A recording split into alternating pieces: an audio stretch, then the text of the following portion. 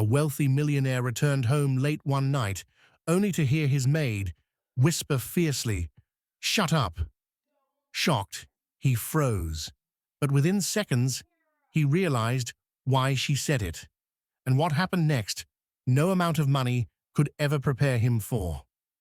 The grand mansion sat in silence, its golden chandeliers unlit, its wide marble floors echoing with loneliness.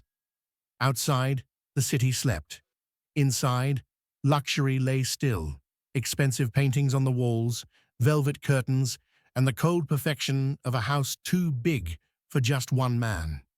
That man was Richard Hale, a self-made millionaire, feared in boardrooms, respected by rivals, admired by those who only saw his wealth, not the emptiness behind it.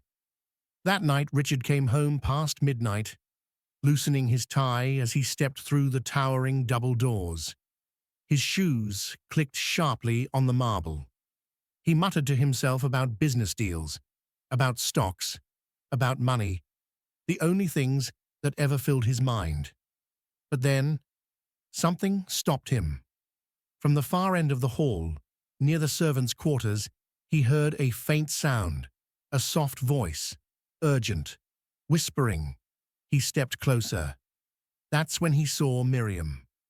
Miriam had worked for him for years, a black maid in her 40s, strong, quiet, always respectful.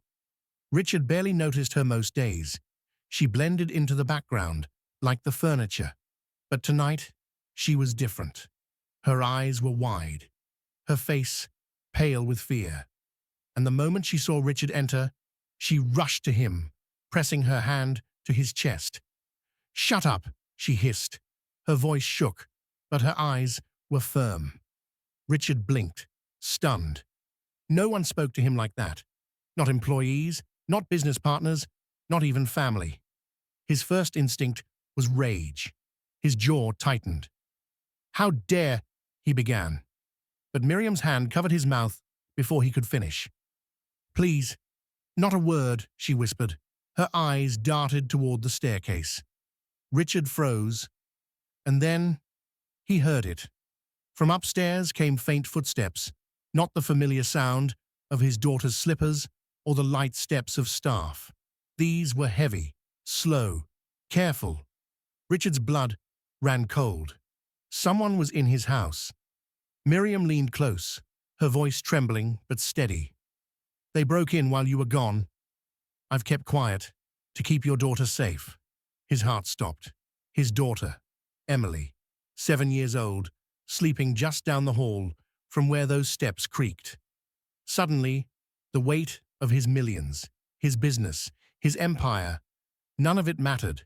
The only thing that mattered was his little girl upstairs, and the maid who had just risked everything to silence him.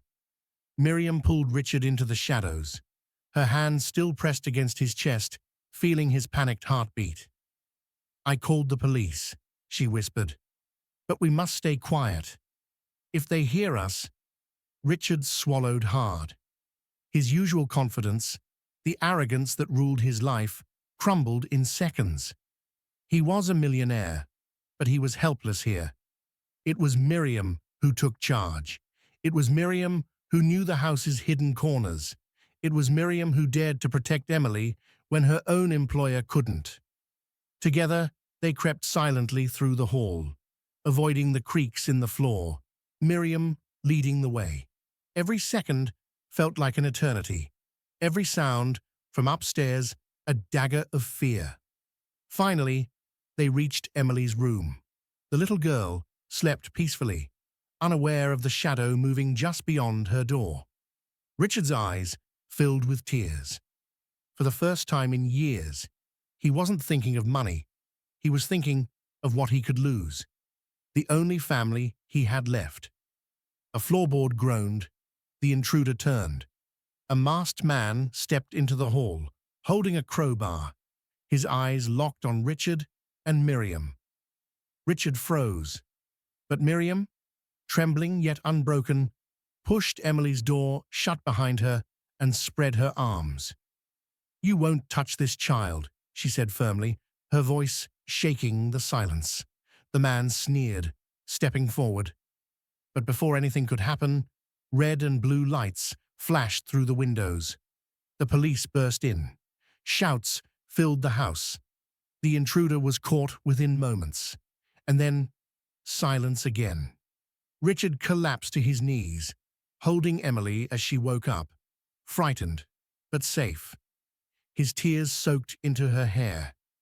Miriam stood nearby, her hands trembling, her face pale.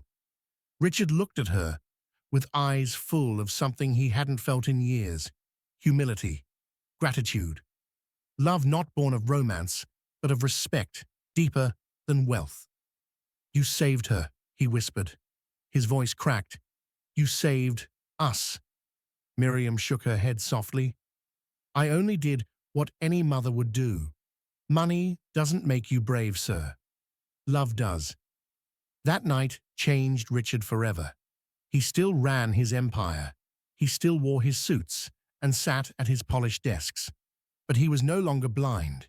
He no longer treated people as invisible servants in the background of his wealth. Because when the danger came, it wasn't his money that saved him. It was Miriam, the maid he had overlooked for years, who had the courage to silence him, to protect his child, and to remind him of what truly matters. This story reminds us, respect has nothing to do with wealth. Sometimes, the people society overlooks are the ones with the greatest strength, and sometimes, the word "shut up" isn't disrespect. It's love in disguise.